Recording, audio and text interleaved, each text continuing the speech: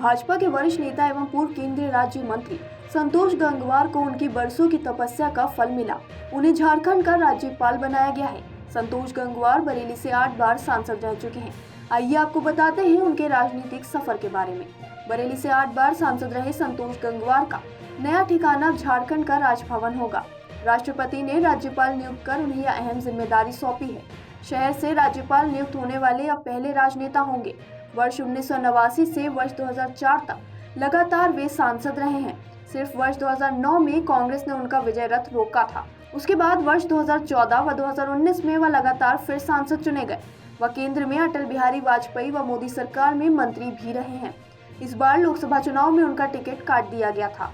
उनकी आयु 75 वर्ष होने के नाते टिकट कटने की बात कही गई। पार्टी ने उनकी जगह छत्रपाल गंगवार को यहां से चुनाव लड़ाया। साथ ही उसी समय से संतोष गंगवार को भविष्य में बड़ी जिम्मेदारी मिलने के कयास भी लगाए जा रहे थे। पीलीभीत की पहली जनसभा में प्रधानमंत्री नरेंद्र मोदी ने उनसे मिलने के अंदाज से जता दिया था कि संतोष गंगवार का टिकट भले ही काटा गया हो, लेकिन उनका प्रभाव कम नहीं हुआ है। बाद में मुख्यमंत्री योगी आदित्यनाथ, प्रदेश अध्यक्ष भूपेंद्र चौधरी ने भी अलग अलग कार्यक्रमों में उन्हें पूरा सम्मान दिया।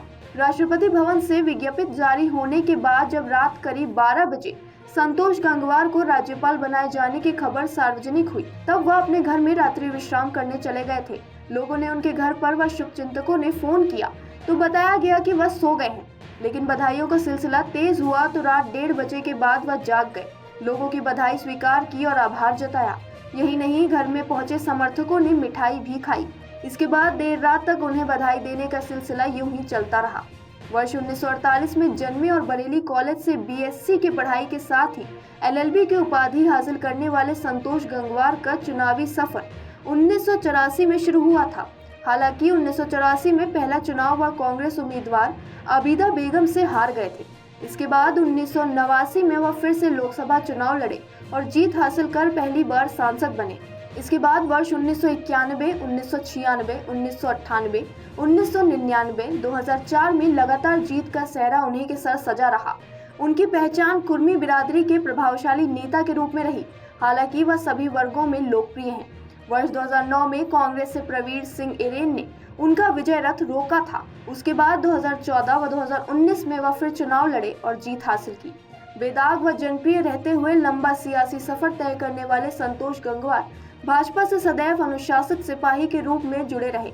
8 बार सांसद रहने और कोई बड़ा विरोध न होने के बावजूद पिछले लोकसभा चुनाव में टिकट काटे जाने पर भी वह विचलित नहीं हुए थे। अमर उजाला से बातचीत में उन्होंने कहा था कि पार्टी ने हमारा बहुत साथ दिया। इसके लिए पार्टी के हम आभारी हैं, क्योंकि पार्टी ही चुनाव लड़ाती है। हमसे जो हो सका वह हमने किया। अब बदलाव की बात होनी ही चाहिए, इसलिए नए का स्वागत है। उसे अच्छे बहुमत से जिताने का प्रयास करेंगे। यही नहीं, उन्होंने इसके बाद छत्रपाल गंगवार को चुनाव भी लड़ाया और प्रचार भी किया। हालांकि उस समय कई बार उनके समर्थकों की नाराजगी सामने आई। प्रदेश अध्यक्ष भूपेंद्र चौधरी की मौजूदगी में उन्होंने नाराजगी तक जता दी थी, लेकिन संतोष गंगवार ने कभी धैर्य नहीं खोया और पार्टी से जुड़े रहे। पिछले दिनों उनकी पत्नी सौभाग्यवती गंगवार का भी निधन हो गया था। इसके बावजूद वह सार्वजनिक व सामाजिक जीवन में सक्रिय रहे। पार्टी के कार्यक्रमों में भी बराबर से सहभागिता की। उनकी पहचान आज भी सर्वसुलभ नेता के रूप में है। अगर आप ये वीडियो YouTube पर देख रहे हैं तो हमारे चैनल को सब्सक्राइब करें और बेल आइकन को दबाना ना भूलें। अगर आप Facebook पर ये वीडियो देख रहे हैं तो हमारे पेज को लाइक करें।